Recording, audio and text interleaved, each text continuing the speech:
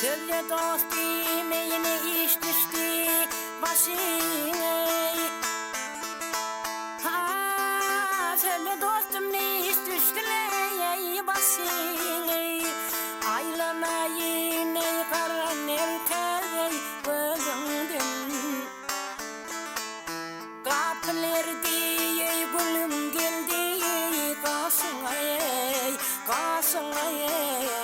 Aylanayım men aylansam yarım karay gözümden. Aylanayım men aylansam yarım karay gözümden.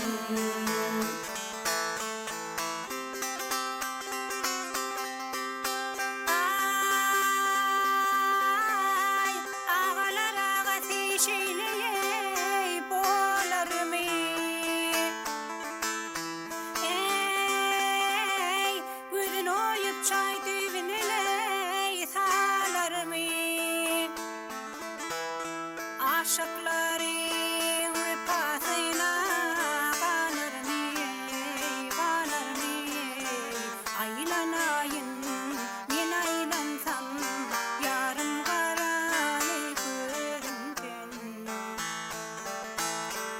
Aylanayım men aylansam yarım karay gözümden.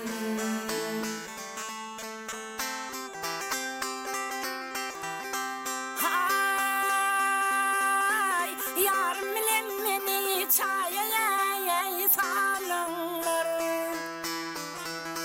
Hay yarım için şirin canımı alınlar.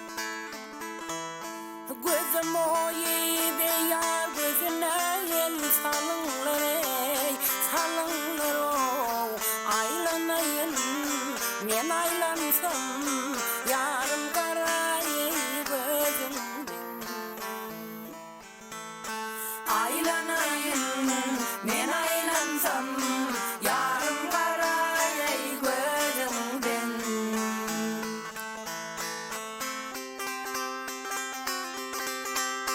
Ay hürlük kadir yandım yarına ey odana.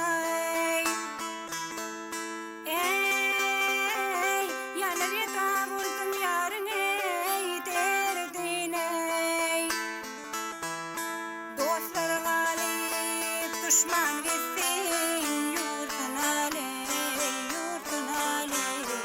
Aylanayım men aylansam yarım karay gözümden. Dostlar galip düşman gitsin